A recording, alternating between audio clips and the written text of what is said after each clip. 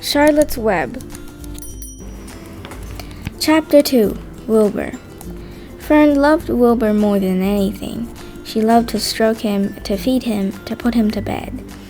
Every morning, as soon as she got up, she warmed his milk, tied his bib on. Every afternoon, when the school bus stopped in front of her house, she jumped out and ran to the kitchen to fix another bottle for him. She fed him again at supper time, and again just before going to bed.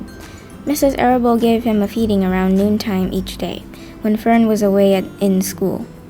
Wilbur loved his milk, and he was never happier than when Fern was warming up the...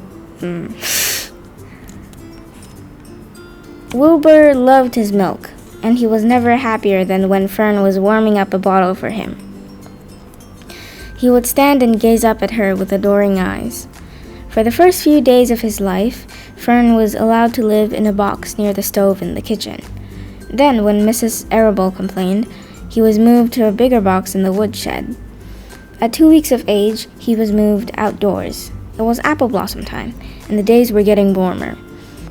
Mr. Arable fixed a small yard specially for Wilbur under an apple tree, and gave him a large wooden box full of straw, with a doorway cut in it so he could walk in and out as he pleased. "Won't he be cold at night?" Won't he be cold at night? Asked Fern. "No," said her father. "You watch and see what he does." Carrying a bottle of milk, Fern sat down under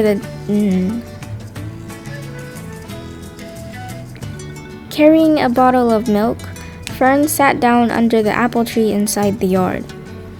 Wilbur ran to her, and she held the bottle for him while he sucked.